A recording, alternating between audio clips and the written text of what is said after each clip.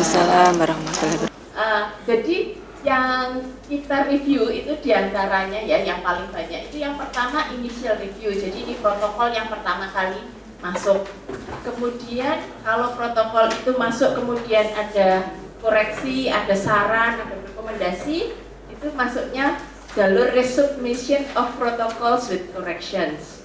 Kemudian kalau misalnya peneliti ingin mengubah protokolnya yang sudah di-approve, terus ingin dirubah, masuknya ke protokol amendments.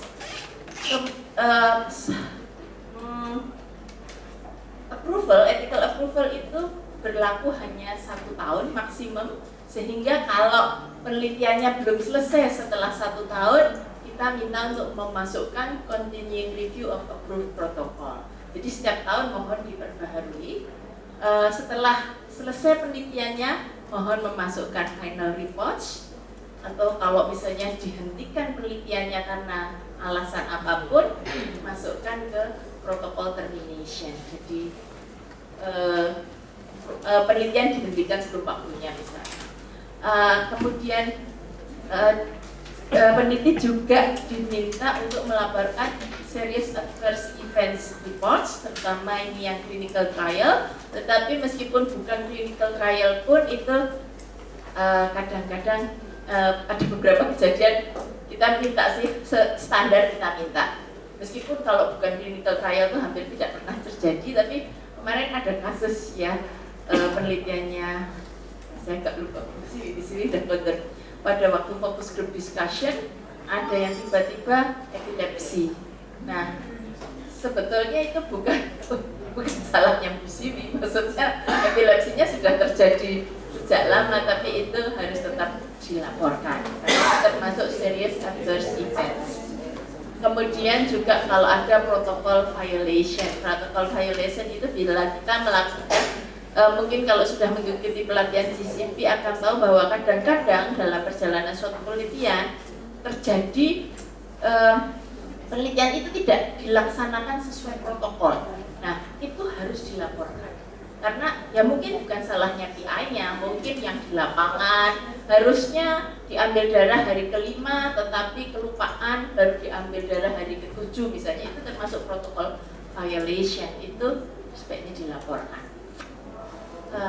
Selanjutnya, jadi ini yang paling umum, protokol submission for initial review, ini submisi protokol yang pertama. Kenapa kita lebih suka memilih istilah protokol daripada istilah proposal? Itu sebetulnya karena kalau protokol itu di situ harus sudah memuat secara detail apa-apa yang akan dikerjakan. Ya, diantaranya jadi yang harus dimasukkan, pertama kita minta ada formulir yang disebut protokol summary sheet. Sebetulnya protokol summary sheet itu hanya untuk memastikan bahwa semua komponen yang harus ada itu sudah ada. Jadi ada nanti formulirnya, semua bisa di-download di website Komisi Etik, dan website Komisi Etik masuknya melalui websitenya FKUGM. Ada di halaman pertamanya FKUGM. Kemudian ada formulir untuk memasukkan ya initial review submission form. Jadi ini ditandatangani oleh PI. Jadi principal investigator yang aktif memasukkan protokol itu dan menandatanganinya. Ini pembayarannya. Kemudian akan dicek oleh Mbak Harini protokol and protocol related documents, itu kita minta 3 hard copy dan 1 soft copy. Di situ ada selain protokolnya sendiri harus ada information for subjects, jadi sudah dijelaskan Dr. Arif ya. Informed consent form ya. Ini ada beda. Information for subjects itu artinya lembar yang isinya penjelasan untuk subjek. Sedangkan informed consent form adalah lembar yang isinya tanda tangan subjek. Ya, itu kita bedakan. Kemudian ada case report form, mungkin namanya itu questionnaire atau formulir pengambilan data. Kemudian yang juga penting adalah CV dari peneliti. Peneliti utama atau boleh juga ditambah peneliti yang lain. Hal ini terutama penting kalau sebenarnya untuk CV ini penting sekali, tapi terutama kami melihat kalau bidangnya itu tidak pas betul dengan misalnya gelarnya. Tetapi dari CV-nya kita kadang-kadang bisa melihat bahwa beliau mempunyai track record di bidang penelitian tersebut, itu nggak masalah. Jadi kadang-kadang kan kita melihat kok nggak cocok ya antara proposal yang diajukan dengan gelar yang dipunyai. Tetapi kalau track record CV-nya menunjukkan bahwa beliau memang terbiasa dengan penelitian itu dan paham penelitian itu, nggak masalah. Jadi itu kadang-kadang kami memang agak rewel karena salah satu prinsip suatu penelitian harus dilaksanakan oleh seseorang yang kompeten. Kalau itu dilaksanakan oleh mahasiswa, itu pembimbingnya harus kompeten dengan bidang yang diteliti. Jadi kadang-kadang kami minta, ini kok rasanya pembimbingnya ini tidak cocok dengan isi penelitiannya, kami minta tolong ambil pembimbing lagi. Jadi mungkin tidak hanya 2, tapi mungkin 3 atau 4, terserah, tapi pokoknya semua aspek yang ada di penelitian itu harus ada mereka yang kompeten di sana. Kemudian study budget, ini terutama kalau penelitian ini dibiayai dari sponsor atau karena ini berkaitan dengan nanti payment receipt dari FKUGM. Kemudian study related brochure, ini sebetulnya kalau penelitian ini mengenai obat atau mengenai bahan-bahan, itu harus ada bagaimana obat itu dibuat misalnya. Jadi biasanya brosur-brosur tentang obat atau bahan kimia atau apa itu harus ada. Jadi kita ingin tahu bagaimana obat itu dibuat, keamanannya, sudah dipasarkan atau belum, dan ini biasanya kita minta. Kadang-kadang juga mungkin Dr. Arif menjelaskan kalau peneliti mau merekrut subjek dengan leaflet atau dengan film atau dengan apa, itu juga sebaiknya dimasukkan karena itu termasuk yang direview. Jadi semua dokumen yang berkaitan dengan penelitian itu kita review. Dan perhatikan di sini bahwa Mbak Harini tidak akan menganggap itu dimasukkan kalau belum lengkap. Sehingga penghitungan pertama itu dianggap masuk ke komisi etik adalah setelah lengkap, bukan setelah peneliti datang tapi belum lengkap. Nah, itu masih dikembalikan oleh Mbak Harini. Terus, nah ini adalah initial review submission form. Ini hanya sepotong yang di depan, isinya adalah judulnya, jenisnya dan sebagainya.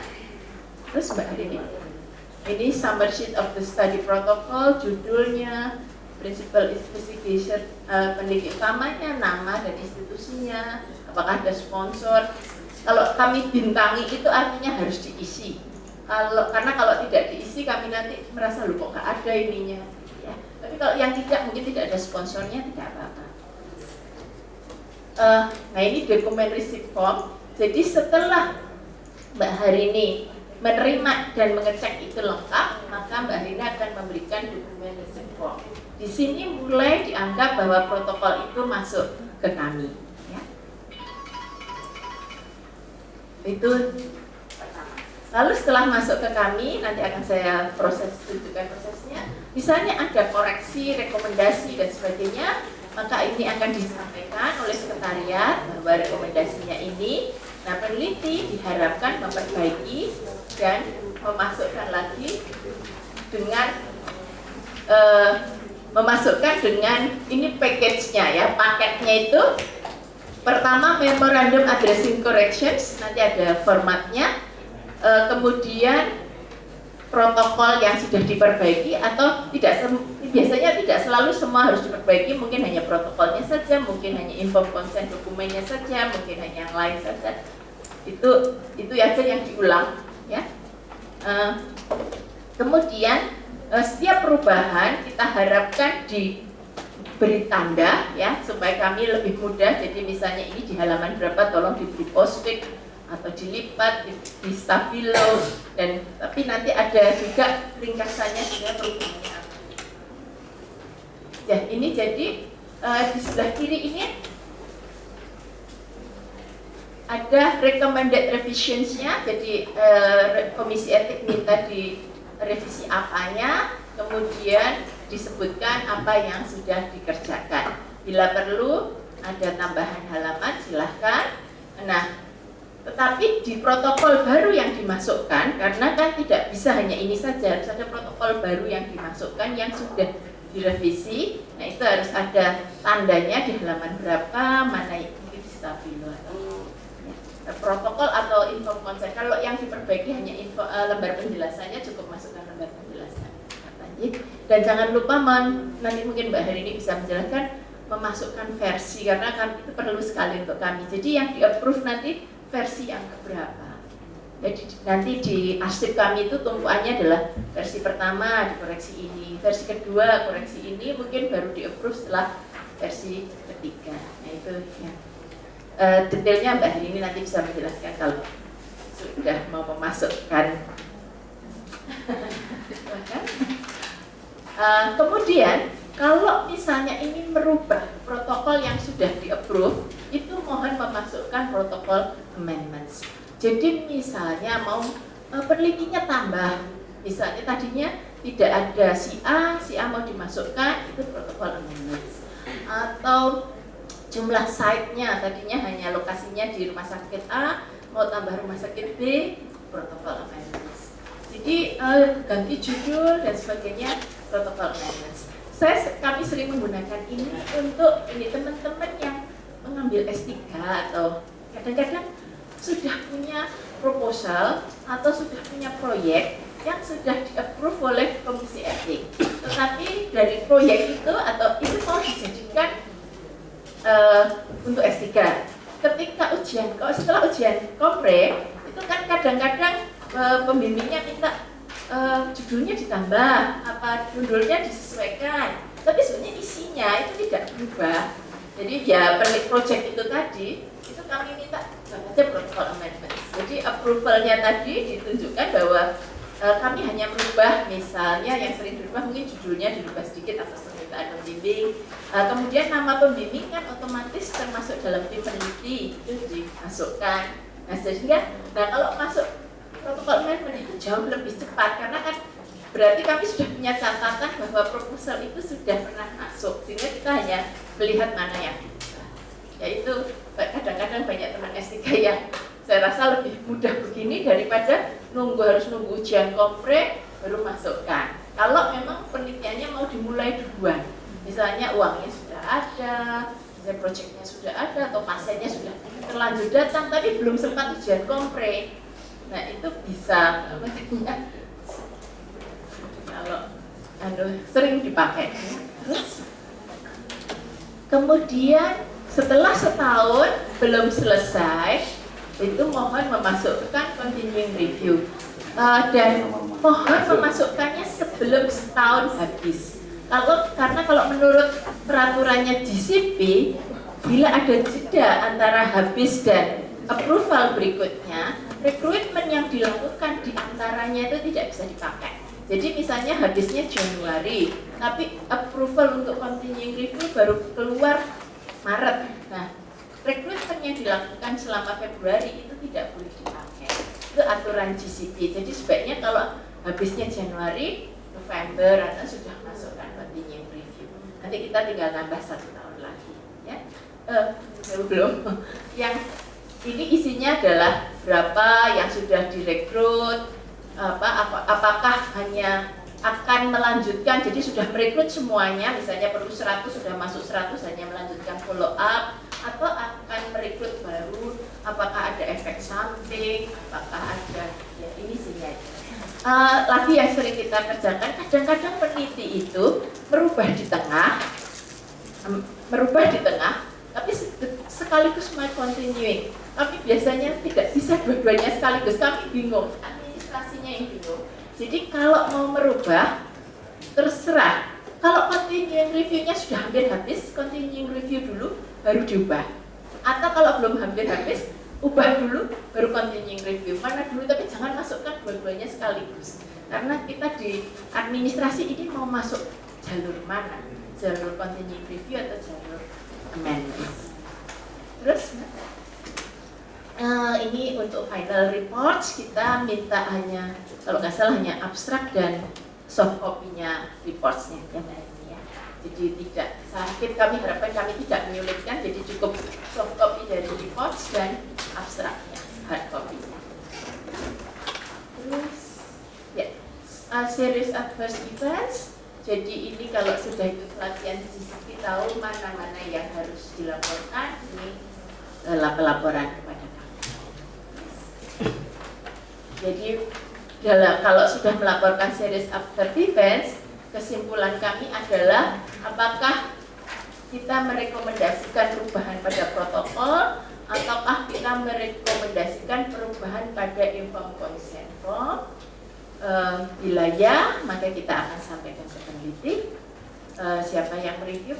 Kalau itu serius, biasanya pada umumnya SAE kita laporkan, karena ya kita perlu diskusi dengan lain-lain apakah kita menyarankan ada perubahan di protokol atau tidak. Kemudian mungkin ini sudah disampaikan, kalau nggak salah tarik ya tadi saya dengar belum. Jadi setiap protokol yang masuk itu oleh sekretaris langsung dibagi menjadi 3, ex-ante, expedited atau full board review. Ya, mohon maaf karena SOP kami bahasa Inggris, jadi terus saya copy paste aja ya. Sebetulnya untuk exemption of review itu sebetulnya tidak perlu ethical approval.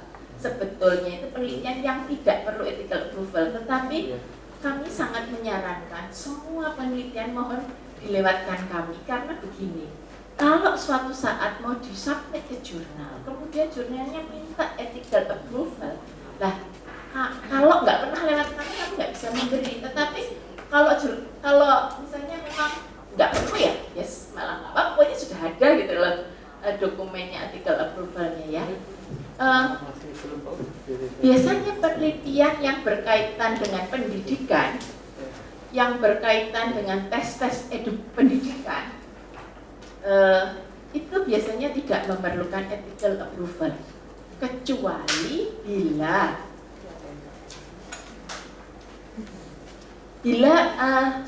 apa itu ada risiko bahwa identitas subjek ketahui, dan bila identitas itu sampai bocor dan itu bisa merugikan subjek ya. Jadi dia bisa secara finansial atau secara kemungkinan mendapat pekerjaan atau secara reputasi itu bisa dirugikan, maka itu harus perlu ethical approval ya. Jadi kalau ada risiko itu harus ethical approval. Jadi kalau misalnya berkaitan dengan nilai yang nanti mempengaruhi kemungkinan dia mendapatkan pekerjaan di kemudian hari, mendapatkan ethical approval. Tapi kalau tidak, itu sebetulnya tidak perlu.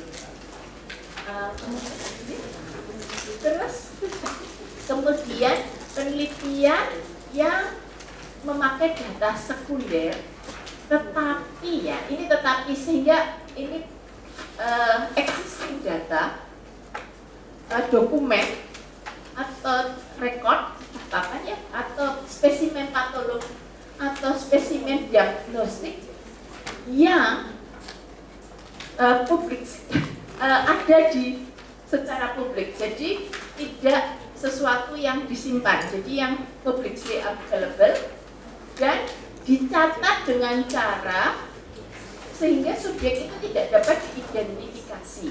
Yang punya ini siapa, yang punya informasi ini, sehingga ini tidak bisa untuk catatan medik. Karena catatan medik kita begitu buka, kita tahu ini yang punya siapa, dan catatan medik itu bukan informasi umum, sehingga catatan medik tidak masuk ke exempted. Ya. Kalau Anda pakai data misalnya Riskesdas, itu bisa exempted sebetulnya, karena Riskesdas itu kan datanya tidak, ketika Anda minta data Riskesdas ke Balitbank sana kan Anda tidak akan diberi namanya, hanya akan diberi datanya. Tidak ada nama, mungkin Anda minta umur masih bisa, jenis kelamin masih bisa, tapi kalau minta nama kan nama dan alamat tidak akan diberi. Mungkin alamat paling jauh cuma dikasih kabupaten atau provinsi. Nah itu sebetulnya bisa exempted. Kami sempat membicarakan dengan teman-teman di Cebu, Apakah bisa catatan medik itu dibuat registry sehingga kalau teman-teman mau penelitian itu datanya identitas bisa dibuang, jadi hanya dapat nama, umur, bukan nama maksudnya umur, jenis kelamin dan ke bawah, nama, alamat dan segalanya hilang. Itu apakah bisa begitu? Karena kalau computerized kan sebetulnya bisa, itu tidak benar ya. Kemudian misalnya spesimen patologi. Spesimen patologi itu bisa exempted bila namanya ditutup. Jadi hanya ini blok parafin nomor A5 sekian, tidak terkait, tidak perlu lihat catatan medisnya, tidak perlu tahu ini pasiennya anak wanita apa, tidak perlu tahu ini pasiennya hidup atau tidak perlu, hanya lihat spesimennya saja itu bisa exempted. Begitu juga kalau sel lain jelas exempted, atau bakteri ya, mikro itu kalau sudah diambil 5 tahun yang lalu dari seseorang yang itu terus mau dimain-mainkan itu bisa exempted sebetulnya, karena kan ini kuman tuberkulosisnya siapa itu kan tidak akan muncul, tidak akan penting juga. Terus kemudian yang level berikutnya adalah expedited review, artinya review yang dipercepat. Nah ini adalah penelitian yang no more than minimal risk. Jadi dia tidak masuk kriteria exemption. Jadi kalau exemption yang tadi itu yang paling ringan sekali, yang sebetulnya tidak perlu. Nah kalau ini di atasnya sedikit, no more than minimal risk adalah semua penelitian yang melibatkan hewan. Coba itu termasuk expedited. Ya. Penelitian yang interview tapi tidak confidential, tidak secara nature itu tidak confidential. Misalnya bukan yang berkaitan dengan sexual preference, ya. Jadi kalau nyangkut tentang sexuality, nyangkut tentang drug abuse itu pasti full bore. Tapi kalau tidak banyak berkaitan dengan itu tidak masalah ya. Mungkin tidak akan merugikan status atau interest atau kepentingan dari suatu individu, kemudian tidak akan menyinggung perasaan individu. Kami pernah yang berkaitan dengan hubungan antara pokoknya urusannya dengan keagamaan, dengan itu kita bulborkan karena kok agak sensitif ya, menanyakan misalnya apakah Anda sholat apa tidak, ya itu sebetulnya pertanyaan biasa, tapi tidak semua orang kan tidak tersinggung kalau ditanya begitu misalnya ya. Kemudian kalau mengambil darah yang tidak terlalu banyak dan tidak terlalu sering, kami kemarin memfulborkan suatu penelitian yang mengambil darah 6 cc pada neonatus ya. Agak ramai nih, soalnya biasanya konsultan neonatus agak ribut kalau ngambil darahnya kebanyakan ya. Jadi ini terus kemudian kalau mengambil jaringan atau data tanpa prosedur yang tidak invasif ya, tidak melibatkan anestesi general atau sedasi, dan biasa dipakai misalnya EEG, EKG, BERA, Doppler atau tekanan darah yang tidak invasif dan pemeriksaan lain-lain ya, yang tidak memerlukan general anesthesia atau sedasi. Jadi kalau misalnya BERA atau EEG pada bayi atau anak mungkin kita perlakukan berbeda karena kan pasti harus disedasi ya. Tapi penggunaan X-ray itu biasanya tidak di-expedited ya. Kalau itu jadi kalau nggak salah kita baru saja mereview yang itu loh, X-ray mungkin dari radiologi yang pakai pelindung dan tidak pakai pelindung untuk hamburan ketiak atau apa saya agak lupa, itu kita full board kan ya. Jadi X-ray tidak termasuk yang bisa di-expedited. Terus Kalau yang berkaitan dengan misalnya sputum, rambut, itu juga bisa expedited. Nah, juga termasuk data dari medical records, itu termasuk expedited. Yang terakhir ini adalah penelitian yang harus direview secara full board. Semua clinical trial dan semua penelitian yang sifatnya eksperimental. Full board artinya, mungkin saya akan menjelaskan sedikit bedanya expedited dan full board dan exempted. Exempted itu begini, begitu masuk ke komisi etik, sekretaris melihat, oh ini exempted, itu langsung kita bilang exempted, kembali lagi ke sekretariat, membuat approval. Jadi kalau beruntung mungkin 2 hari jadi, karena cepat sekali. Tapi begitu expedited artinya, oh ini expedited, dari sekretaris, lalu dari sekretaris dikirim ke reviewer, dari reviewer kembalilah, mungkin ada rekomendasi, kembali sekretariat baru mengirimkan rekomendasinya. Sedangkan full board itu artinya ada 2 reviewer membaca, memberi rekomendasi, tunggu jadwal full board berikutnya. Kemudian dalam full board itu ada quorum, masing-masing panel ada 10 orang, tetapi bila 5 atau lebih sudah dianggap quorum. Nah, jadi yang paling lama terus terang kalau masuk ke full board, karena pasti harus menunggu jadwal full board berikutnya.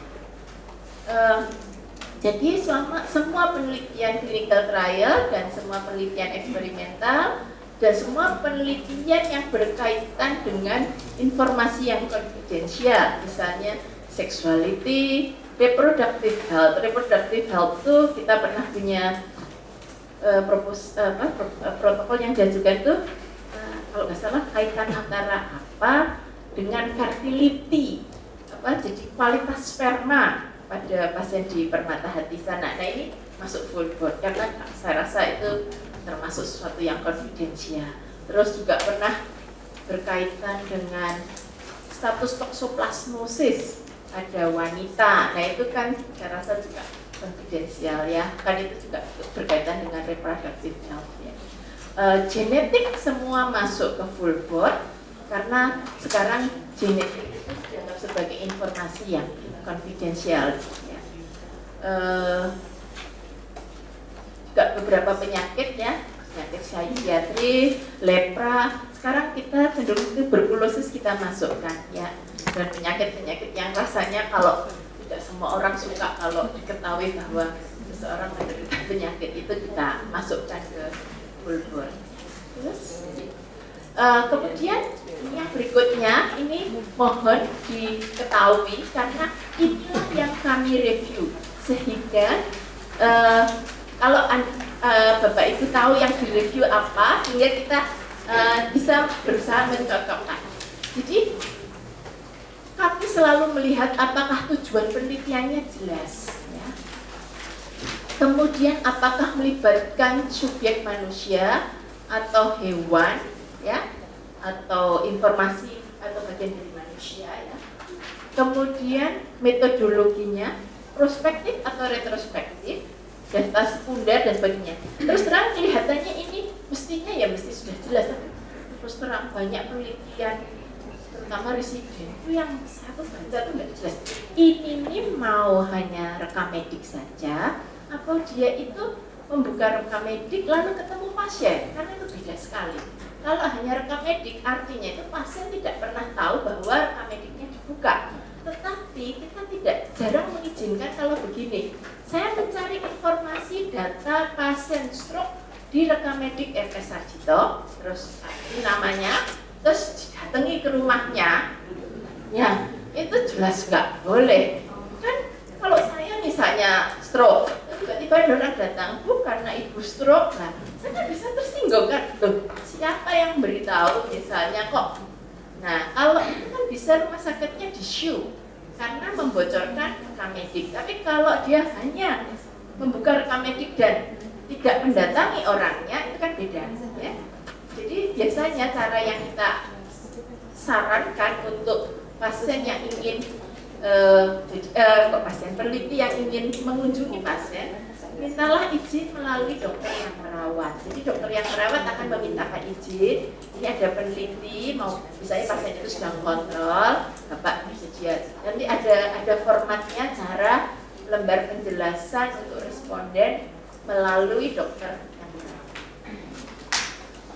Kemudian cukupan informasi dan data pada latar belakang. Ini untuk menjawab pertanyaan mengapa penelitian perlu dilakukan, ya. Ini yang saya sering mengulang karena saya geli.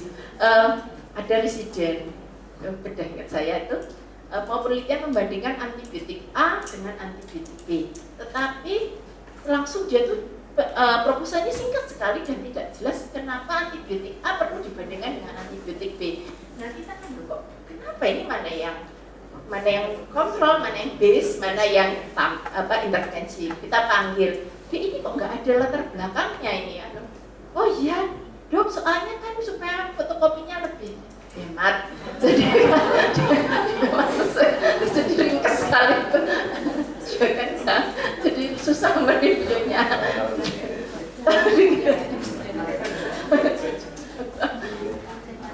Jadi ya kadang-kadang ya kasihan di residen kan kadang-kadang waktunya sudah gak terbatas.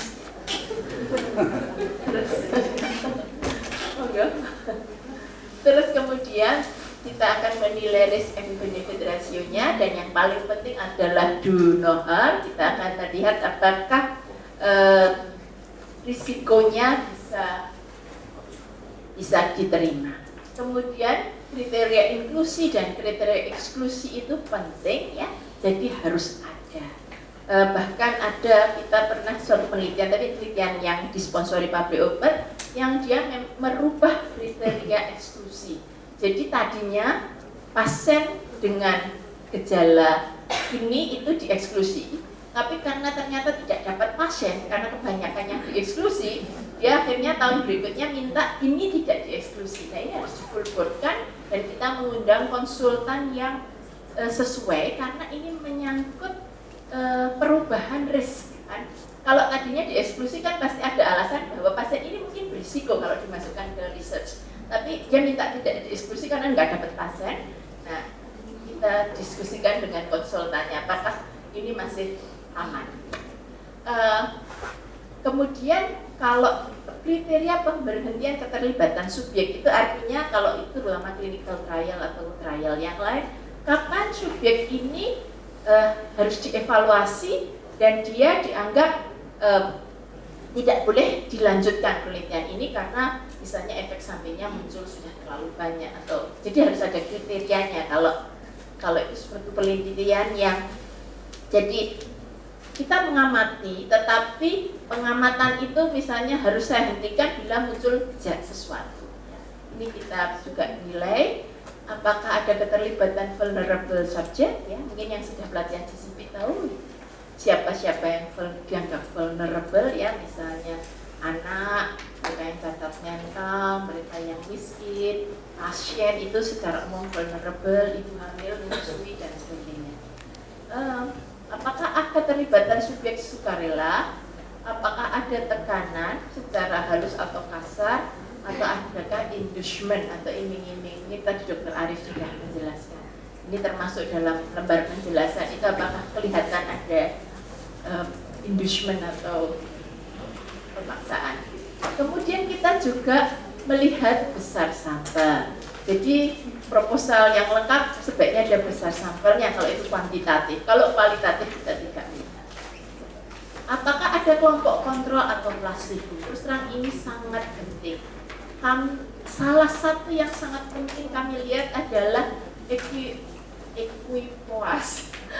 Istilahnya adalah bahwa dua kelompok itu seimbang dalam mendapatkan manfaat dan risiko penelitian. Beberapa saat terakhir ini kami beberapa kali mengembalikan merekomendasi suatu penelitian karena begini, mohon maaf banyak yang mengerjakan ini dan tidak bisa memberi alasan yang masuk akal. Jadi dibagi dua kelompok, lalu kelompok satu mendapat penyuluhan. Jadi pretest, dua kelompok pretest. Satu kelompok mendapat penyuluhan, setelah itu post test. Nah, saya mempertanyakan kelompok kontrol ini mendapat manfaat apa? Kalau kan dia tidak mendapat manfaat apa-apa. Dari segi etik kami agak tidak suka karena satu kelompok masuk penelitian tapi tidak mendapat manfaat apapun. Dari segi metodologi itu juga saya heran, kan dia tidak diapa-apakan, ngapain cuma diprotes sama post-test? Kalau Anda misalnya ini ada penelitian ya, penyuluhan pendidikan tentang bahaya merokok pada anak SMP. Semua diprotes, lalu yang satu dikasih pendidikan merokok, yang satu enggak, lalu yang semuanya dipost-test. Nah, saya pikir yang diprotes dan post-test saja tidak diberi pendidikan ini kan mestinya nilainya udah sama saja toh, lah ngapain harus? Jadi kita agak tidak begitu. Dia dapat manfaat apa? Paling enggak dia harus mendapat manfaat, misalnya yang satu pendidikannya bagaimana, yang satu bagaimana. Ini masih bisa peneliti bilang nanti setelah post-test yang kontrol akan dapat pendidikan. Oke. Kalau itu kadang-kadang kami masih terima, tapi ada begini, ibu hamil ya untuk menyusui eksklusif, kemudian yang sebagian mendapatkan pendidikan ASI eksklusif, yang sebagian tidak. Kemudian lahir bayinya, ini waktu hamil ya, lahir bayinya di follow up 1 bulan. Terus dia bilang nanti yang satunya, yang kelompok kontrolnya akan mendapat pendidikan setelah 1 bulan. Nah, kalau sudah terlanjur tidak eksklusif kan udah lewat. Jadi kan nggak bisa, ada sesuatu yang tidak bisa diulang kan ya. Hamil lagi. Hamil lagi ya. Itu hal-hal yang apa?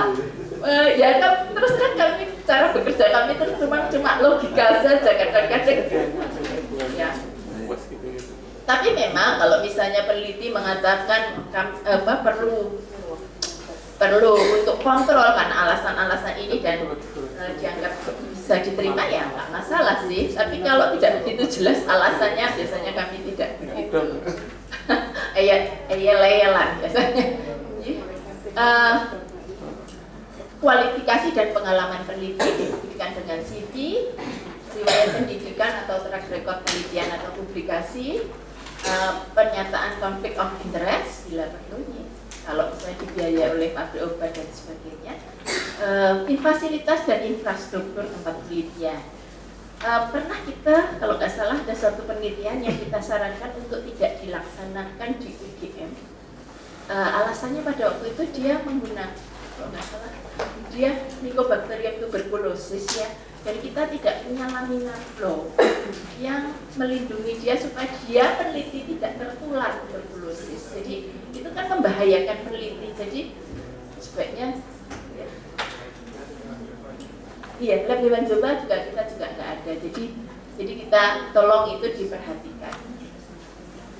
Terus kemudian kalau ini berkaitan dengan masyarakat, apakah ada perlu izin atau konsultasi dengan masyarakat. Kemudian kalau terutama nomor 17 ini dan 18 apa bila ini sponsorship luar negeri, apakah kita mendapatkan manfaat ya keterlibatan peneliti lokal, kontribusi pengembangan kemampuan penelitian dan terapi di Indonesia, terus apakah ada keuntungan untuk masyarakat dan apakah ada penelitian serupa dan bagaimana hasilnya. Biasanya ini hanya kalau penelitian ini sangat baru dan sangat ya terus terang idenya itu sangat agak sangat tidak lazim, itu kadang-kadang kita lihat lebih detail karena kan ya kan ide yang sangat tidak lazim itu risikonya agak lebih besar daripada yang hanya pengulangan-pengulangan. Kemudian apakah spesimen dikirim ke luar negeri kaitannya dengan MPA atau peraturan pemerintah?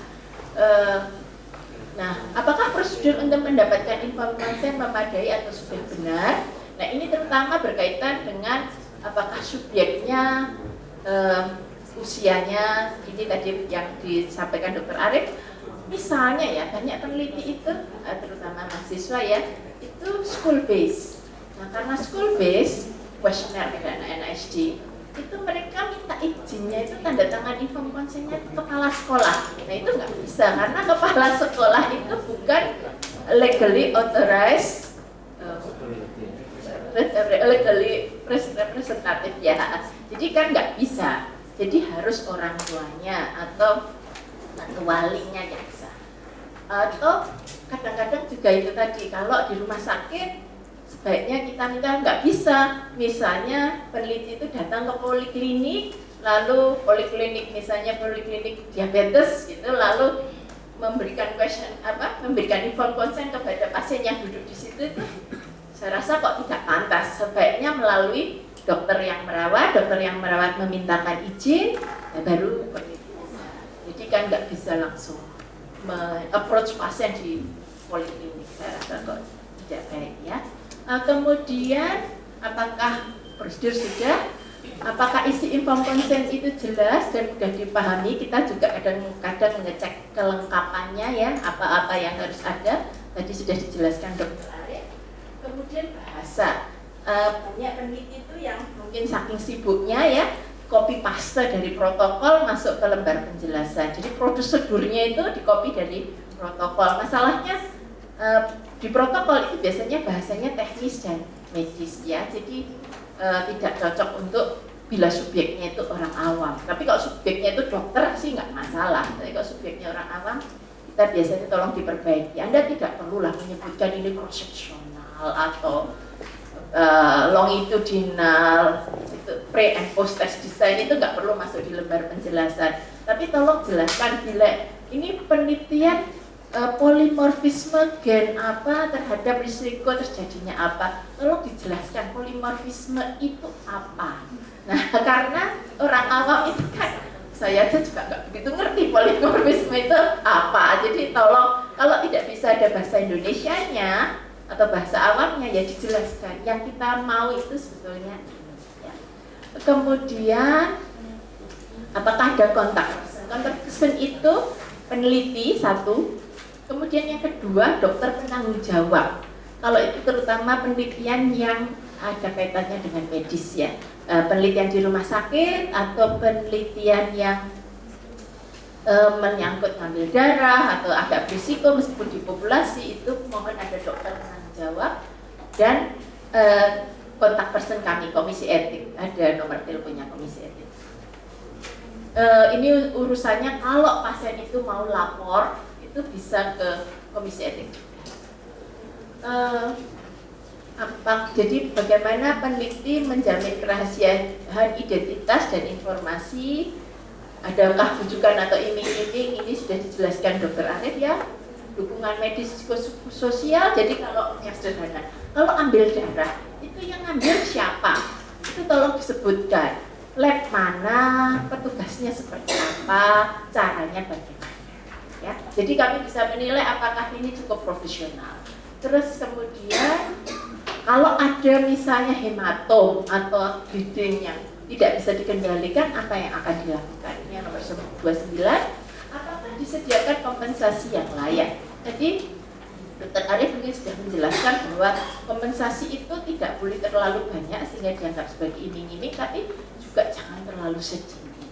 Ya, maksud saya begini, kalau pernah ada mahasiswa S3, tapi kasihan juga sih sebetulnya, tapi mengundang pasien diabetes mellitus datang ke rumah sakit Sarjito untuk diambil darahnya. Terus dia mengatakan mendapatkan kompensasi Rp25.000. Saya kok, duit itu naik ojek, itu aja kan kepres gitu. Yang masa pasien diabetes suruh datang, Anda hanya kasih uang untuk naik ojek ya, agak banyak dikit lah kita tawar. Itu kasihan sebetulnya karena dia sampai 3 kali resubmisi gara-gara kita mengurusi yang Rp25.000. Itu kayak tawar-menawar itu. Nah, tapi sebetulnya kalau dia tidak mengeluarkan apapun, Anda datang ke rumahnya, Anda yang, jadi dia sebetulnya tidak banyak pengorbanan yang dia keluarkan, mungkin tidak perlu karena misalnya menjanjikan bahwa informasi hasil penelitian ini akan kami sampaikan, itu sudah cukup. Jadi misalnya periksa lab, nanti hasilnya akan kami sampaikan, itu sudah cukup. Maksudnya sudah cukup baik. Pasien kan sudah sudah cukup itu. Jadi tidak perlu memberi apa-apa juga nggak apa-apa. Saya rasa itu. Jadi mohon sistem assessment itu dipelajari untuk memudahkan komunikasi dengan komisi etik. Jadi tahu cara berpikir kita bagaimana. Saya ini masih ada sedikit mungkin yang banyak yang terakhir. Ini adalah target waktu. Saya hanya akan menyampaikan bahwa di sekretariat pengajuan ethical approval itu nanti hari ini di administrasi itu akan mengecek kelengkapan administrasi, kemudian masuk ke sekretaris. Ini di SOP kami itu ini kami kasih 8 hari kerja. Biasanya itu tidak sampai. Cuma kalau ada sesuatu ya maksimum 8 hari kerja, tapi biasanya tidak sampai. Hari ini cepat sekali akan mengarsipkan dan langsung masuk ke sekretaris. Terus ini. Nah, jadi staf sekretariat memeriksa kelengkapan berkas, tidak menerima berkas yang tidak lengkap dan menyarankan peneliti melengkapi dulu. Staf sekretariat setelah memeriksa memberikan tanda terima penerimaan berkas. Berkas yang sudah lengkap ditentukan jalur review dan reviewernya oleh sekretaris ya, anggota komisi etik untuk dikirim ke reviewer. Proses ini 1 sampai 4 kita beri waktu 8 hari kerja. Jadi ini di SOP kami. Terus terang kami kalau dikunjungi oleh Herta untuk rekognisi ini termasuk yang dinilai bahwa kami 8 hari kerja sudah selesai. Kemudian kalau sekretaris menentukan exam date itu artinya langsung kembali ke sekretariat dan ethical approval diterbitkan maksimum 5 hari kerja. Ini termasuk minta tanda tangan ke sekretaris dan ketua dan sebagainya. Jadi kalau exam date itu bisa singkat sekali. Terus, ya. Nah kalau expedited review itu setelah di sekretaris akan dikirimkan ke reviewer. Reviewer, review oleh reviewer itu terus terang reviewer itu mendapatkan waktu untuk mendapatkan waktu 10 hari kerja. Jadi dia harus bisa menyelesaikan 10 hari kerja lalu kembali ke sekretariat. Sekretariat memberitahu hasil review kepada peneliti apakah perlu perbaikan dan sebagainya. Nah, antara titik 4 dan titik 5 perbaikan oleh peneliti ini terserah peneliti. Kalau penelitinya itu tidak segera dikerjakan, ya lama. Tapi kalau dia segera kembali lagi, kan langsung masuk ke jalur berikutnya. Nah, terus terang, reviewer di kami tidak di blinded. Jadi, kalau peneliti ingin tahu proposal saya direview siapa, itu bisa tanya ke Mbak Harini. Dan misalnya kok saya tidak ngerti, rekomendasinya kok seperti ini, maksudnya bagaimana? Tanya ke Mbak Harini, direview siapa yang memberi rekomendasi itu. Bisa minta nomor HP-nya dan bisa menghubungi. Saya bisa diskusi. Ini sebetulnya maksud saya tuh begini loh, gitu saya bisa jelaskan. Ya. Supaya tidak kadang-kadang kalau tidak jelas maksudnya nanti masuk lagi, loh kok nggak cocok, maksud saya nggak begini, malah lama. Jadi kalau ragu-ragu ini maksudnya bagaimana, silahkan menghubungi. Jadi ini lalu kalau sudah diperbaiki kembali ke reviewer lagi. Ini pendek biasanya karena kami hanya mengecek sudah sesuai tidak rekomendasi dengan jawabannya. Kalau sudah langsung kita approve dan bisa diterbitkan approvalnya. Tapi kalau misalnya belum cocok, nah ini kasihan kadang-kadang belum cocok ya kita kembalikan lagi karena ada satu pertanyaan bahwa apakah perbaikannya sesuai dengan yang kita minta. Kalau tidak sesuai ya kita kembalikan lagi. Kalau lah dalam arti saya reviewer saya minta begini, peneliti tidak bisa, tidak boleh, saya tidak mau begitu gitu, itu kita naik ke full board. Jadi akan didiskusikan bersama kalau tidak ada kesepakatan antara peneliti dan reviewernya. Nah kalau misalnya peneliti bisa diundang karena di situ kita bisa diskusi. Seringkali kita akhirnya mengambil jalan tengah. Reviewernya juga merasa oh ini sesuai, penelitinya juga tidak merasa terlalu dirugikan, maksudnya tidak, ya kita harapkan bisa dikerjakan bersama. Ya. Kemudian untuk full board ini agak lebih lama karena yaitu bedanya hanya menunggu full board berikutnya, dan pada full board mungkin ada masukan. Nah, masukan itu dikembalikan. Kadang-kadang sudah diperbaiki, perbaikan itu bisa direview expedited, tetapi kalau sangat krusial bisa juga direview full board lagi. Nah, ini paling lama ini terus terang. Kalau tiap kali harus nunggu full board berikutnya. Nah, meskipun kami sekarang ini full boardnya tiap 2 minggu, dua panel masing-masing 11 kali, jadi tiap 2 minggu ada full board. Terus ini, ya. Tipsnya ya, secara umum ikuti guidelines atau pedoman yang ada di website Komisi Etik. Lengkapi dokumen sesuai petunjuk guidelines ya. Buatlah protokol dan kelengkapannya dengan jelas. Bila ada komentar atau saran reviewer yang tidak jelas, peneliti bisa menghubungi reviewer secara pribadi. Karena mungkin masalahnya hanyalah ketidakpahaman ya. Nama dan nomor HP reviewer bisa ditanyakan ke staf sekretariat. Sudah ya. Terima kasih. Assalamualaikum warahmatullahi wabarakatuh. Kalau ada yang ingin, ya. Jadi ini yang saya tahu kita FKG dan Dewan Coba. Kalau LPPT yang punya, kalau Dewan Coba silahkan mau masukkan sini atau masukkan di LPPT. Kalau dengan FKG, penelitiannya di mana? Mau maksudnya di Sarjito. Kalau di Sarjito harus lewat kita, nggak di rumah sakit Sarjito. Ya, tapi kalau tidak di rumah sakit Sarjito silahkan. Yang luar negeri sama prosedur, sama persisi.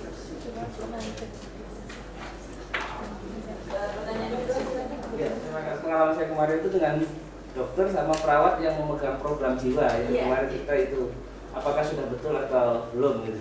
Terus yang kedua untuk anak SD kelas anak SD itu kan tadi katanya untuk yang maksudnya harus orang tuanya atau yang bertanggung jawab. Nah, itu kalau dengan guru wali kelasnya apakah boleh atau tidak itu terima kasih. Saya silakan di puskesmas sehingga Anda tidak berhak misalnya tiba-tiba datang ke rumahnya ya, jadi harus melalui entah dokternya entah perawatnya karena jadi dia kan percaya, jadi dia kan perawat itu tahu dia dan pasien itu juga tahu perawat itu. Kalau Anda kan orang asing tiba-tiba bilang spraynya dan sebagainya kan ya nggak mungkin ya. Terus kemudian ke anak SD itu tetap harus orang tuanya. Nah kalau itu sulit karena tidak mungkin mengundang orang tuanya semua datang, mohon membuat lembar penjelasan yang sangat jelas sehingga bisa dibawa pulang anaknya untuk dibaca orang tuanya dan ditandatangani orang tuanya. Terus kan saya sendiri sering melakukan hal itu karena dan tolong disebutkan nomor telepon Anda, misalnya orang tuanya mau tanya bisa langsung telepon gitu.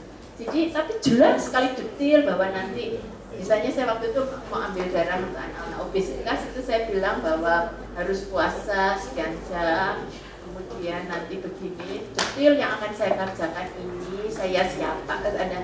Jadi orang tua itu punya bayangan ini nanti kerjaan apa, dan yang terakhir adalah nomor telepon Anda dan kalau ada yang tidak jelas bisa tanya. Tapi orang tua yang tanda tangan. Oke, monggo. Menunggu orang tuanya pada mereka butuh segera dilakukan pemeriksaan dan tindakan gitu. Ini termasuk yang sulit. Bisa berbeda-beda. Kalau mungkin penelitiannya sangat tidak invasif, sangat tidak mengganggu, itu mungkin bolehlah saya terus terang bagaimana teman-teman yang lain seperti dipondokkan itu kan berarti yang dipondok itu bisa menjadi menggantikan orang tuanya. Jadi hal-hal yang sifatnya cuma mengambil darah 5 cc misalnya 2 cc itu kan kalau orang tuanya di Irian misalnya 5 cc ini kan bisa dijalankan dengan walinya. Tapi kalau lebih besar lagi melakukan suatu yang berisiko dan sebagainya ya tidak bisa diwakilkan kalau masih punya orang tua. Tapi kalau anak yatim itu kan nggak punya orang tua, satu orang tua. Kalau piatu seperti saya itu yang diwakilkan mewakili orang tua, siapa pamannya atau ketua panti asuhan dan sebagainya yang secara hukum memang bisa wakili. Terima kasih. Terima kasih. Mohon maaf Prof, untuk sedikit saja semoga masih ditambahkan. Jadi terkait dengan penelitian dengan Sarjito, mohon maaf ini memang sekarang ini kami dalam rangka untuk memperbaiki efisiensi dan proses perizinan karena sebagaimana kita tahu kadang-kadang setelah banyak teman-teman yang sudah menerima ethical clearance kemudian mengadakan penelitian di Sarjito yang kemudian kami tidak ketahui karena tidak dilanjutkan dengan permintaan izin. Dengan ini kami mohon sekiranya dapat dibantu ketika mengurus ke ethical clearance untuk diingatkan. Mudah-mudahan kita tidak akan menyulitkan, Prof. Jadi memang untuk administrasi saja. Matur nuwun. Ethical approval baru bisa dikeluarkan bila sudah ada MTA.